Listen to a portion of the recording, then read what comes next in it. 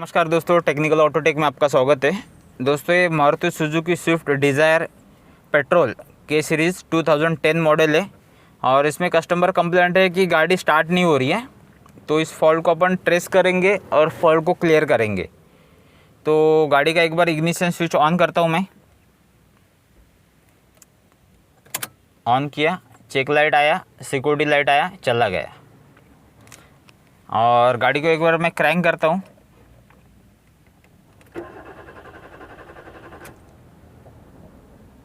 तो ये क्रैंकिंग तो हो रही है लेकिन ये गाड़ी स्टार्ट नहीं हो रही है। और उसमें और एक चीज़ आप ऑब्ज़र्व करेंगे तो आपको पता चलेगा। तो ये चेक लाइट और जो सिक्योरिटी लाइट है वो चली गई है, लेकिन जैसा भी मैं इग्निशन स्विच ऑफ करके 2-3 बार ऑन ऑफ करूँगा या फिर बंद करके ऑन करूँगा तो ये चेक लाइट कभी आएगी कभी नहीं आएगी। सेम सिक्योरिटी लाइट का भी है, इग्निशन स्विच ऑन करूँगा तो कभी आएगी नहीं आएगी। तो एक बार मैं इसको ऑफ़ करता हूँ। इग्निशन स्विच को ऑफ़ किया मैंने, अभी ऑन करता हूँ। सिक्योरिटी लाइट और चेक लाइट आया, चला गया, येलो कलर का साइन नीचे वाला। वापस मैं ऑफ़ करता हूँ तो इससे आपको फॉल्ट पकड़ने के लिए आसान हो जाएगा। एक बार वापस ऑन करता हूँ, चेक लाइट आया नीचे, सिक्योरिटी लाइट आया था, चला गया। और गाड़ी को मैं वापस एक बार क्रैंक करके दिखाता हूँ।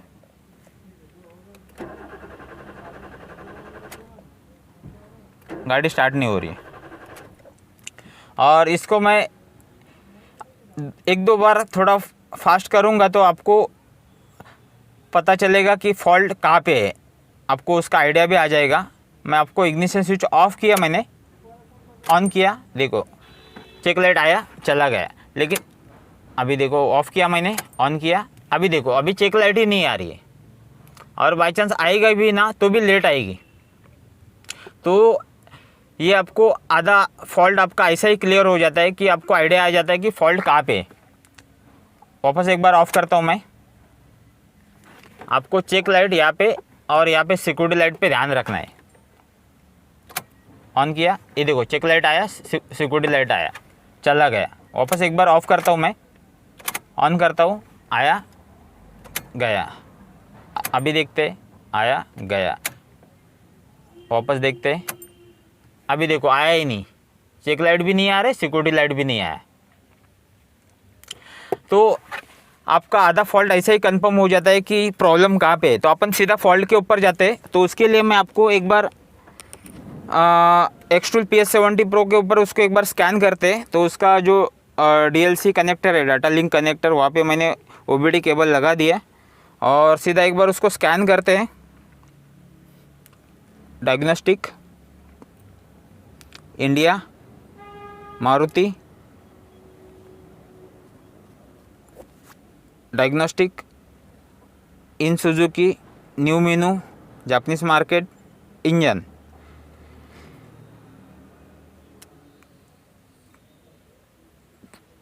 तो कई बार कस्टमर का ध्यान नहीं रहता है, लेकिन आपको जब भी आप उसका जो डायग्नोसिस करेंगे तो आपको ये चीज़ पता चाहिए कि चेक लाइट, सिक्योरिटी लाइट आ रही है नहीं आ रही है। और आने का जाने का टाइमिंग वो भी मैटर करता है, क्योंकि कुछ केस में वो लेट आती है इग्निशन स्विच ऑन करने के बाद, या फिर कुछ केस में आके तुरंत चली जाएगी, तो उसमें भी फॉल्ट रहता है। तो आपको जैसा जैसा बहुत सारे टाइप के वीडियो डाले मैंने, आपको जैसा जैसा देखेंगे तो आपको समझ में आ जाएगा कि बहुत सारा टाइप का फॉल्ट होता है गाड़ी में। तो यहाँ पे देखेंगे तो tester not communicating with control unit, तो इसका कम्युनिकेशन फेल हो रहा है, ये कम्युनिकेशन नहीं हो रहा है ECM के साथ में स्कैनर का। तो उसके लिए और एक स्टेप्स है कि आपको उसको EOBD में एक बार स्कैन करके देखना है। EOBD 2 में जाते हैं और ये प्रोटोकॉल रीड कर रहा है क्या वो भी देखेंगे। ऑटो स्कैन करते हैं,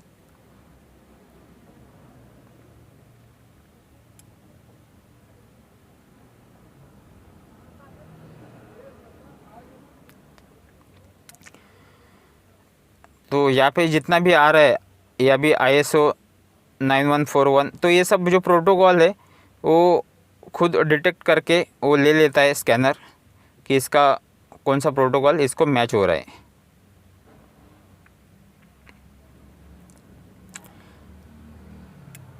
तो आपको दोनों तरफ की आइडिया आ जाती है।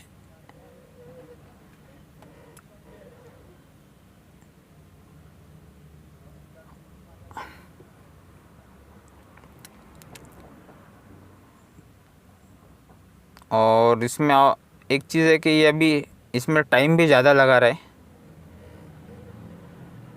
क्योंकि जो मॉड्यूल्स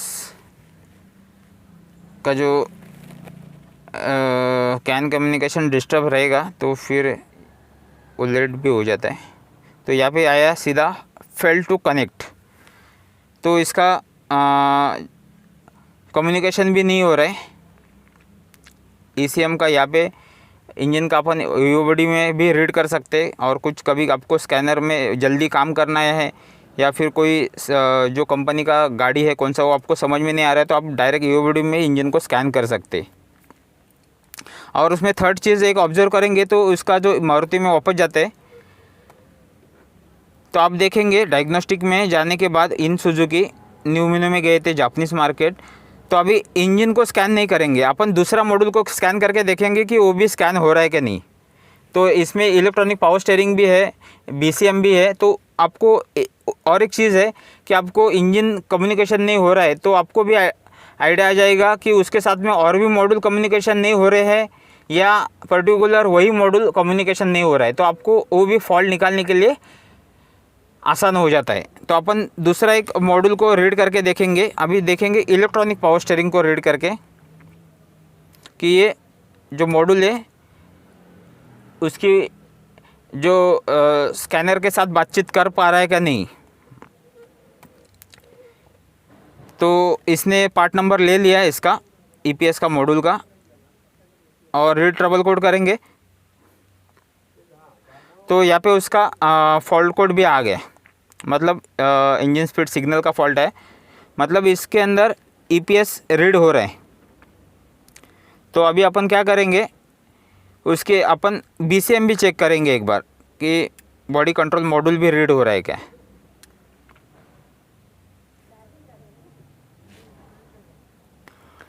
तो इसका पार्ट नंबर भी ले लिया उसने BCM का, ऑर्डर रीड ट्रबल कोड। तो यहाँ पे जो फॉल्ट कोड शो हो रहा है U1100 loss communication with ECM PCM, तो इसने डायरेक्टली फॉल्ट यहाँ पे दे दिया कि कम्युनिकेशन नहीं हो रहा है ECM के साथ में। तो ये भी एक फॉल्ट ढूंढने का अच्छा टेक्निक है। और अभी थर्ड स्टेप में और एक दिखाता हूँ आपको मैं कि अभी अपन चेक करेंगे वापस एक बार। इग्निशन स्विच को ऑफ किया मैंने, क्योंकि ये छोटा छोटा चीज़ आपको प्रॉब्लम को सॉल्व करने के लिए आपको हेल्प करेगा। इग्निशन स्विच को ऑन करता हूँ, ऑन किया, चेक लाइट भी आया, सिक्योरिटी लाइट आया। लेकिन अभी ये जो मैं क्रैंकिंग करूँगा तो इसका जो नीडल है RPM जो एक क्रैंक सेंसर का भी आपका काम करता है एक टाइप का, कि ये आपका नीडल ऊपर उठता है, मतलब ये अपना क्रैंक सेंसर भी ओके है। तो अपन जैसा भी मैं क्रैंक करूँगा तो ये नीडल भी चेक करना है आपको कि ये ऊपर थोड़ा उठ रहा है क्या। तो एक बार मैं क्रैंकिंग करता हूँ, क्रैंकिंग कर रहा हूँ, लेकिन यहाँ पे कुछ भी रिस्पांस नहीं, वो नीडल वहाँ का वहाँ पे ही है।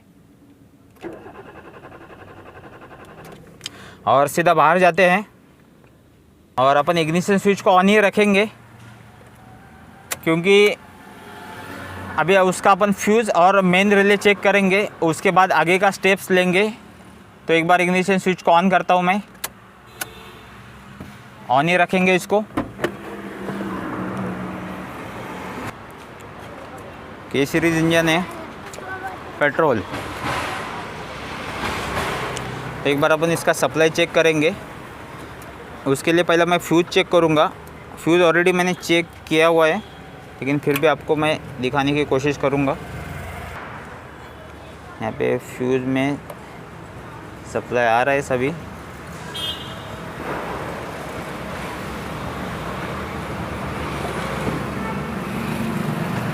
तो फ्यूज़ ओके है।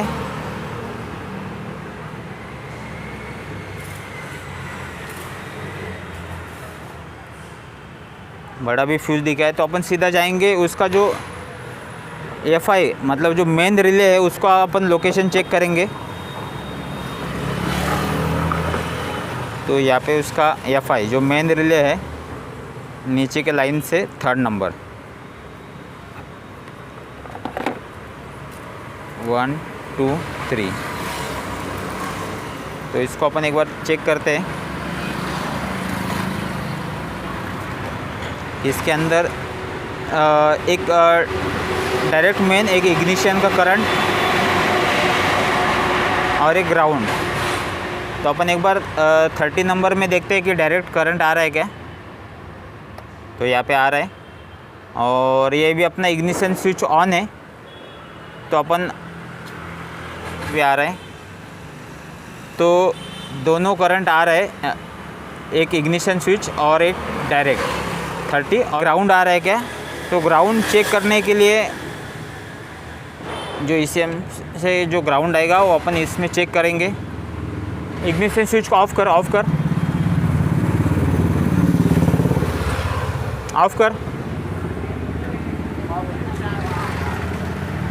ऑन कर, ऑन किया। इग्निशन स्विच ऑफ करके ऑन किया, इसमें ग्राउंड आ गया। ऑफ कर। तो इसमें ग्राउंड भी आ रहा है। अभी देखेंगे जो यहाँ से जो आउटपुट निकलता है 87 से पॉजिटिव, वो अपन चेक करेंगे। उसके लिए मैं इसको ग्राउंड में लगाऊंगा और ये 87 में जो आउटपुट निकलेगा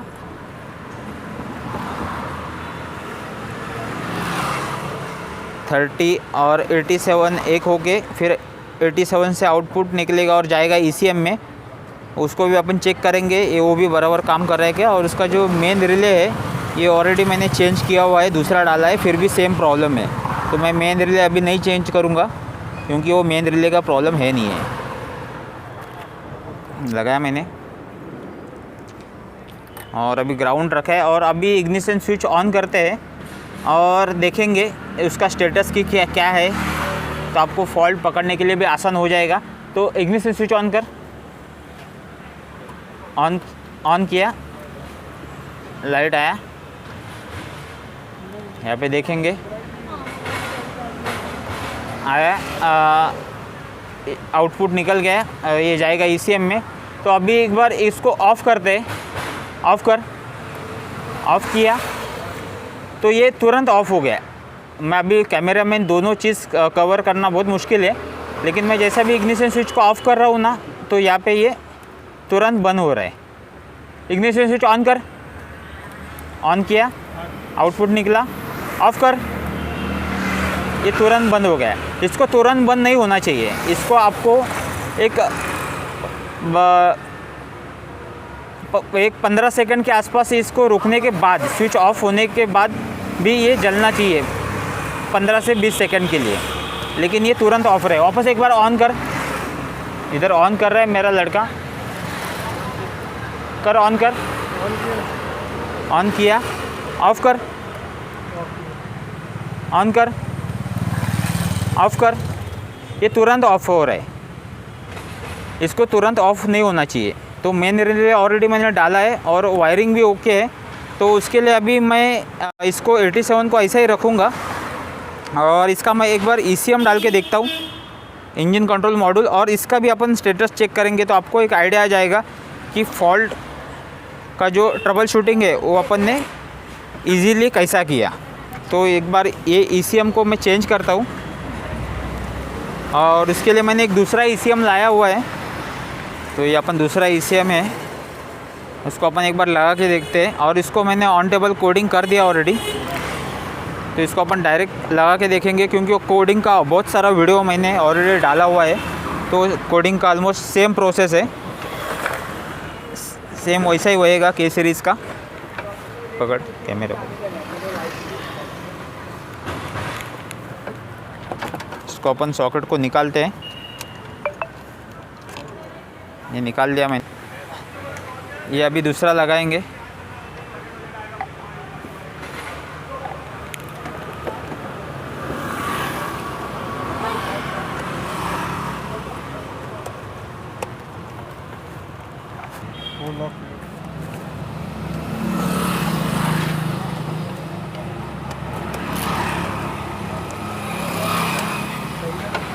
दूसरा ECM लगा दिया मैंने।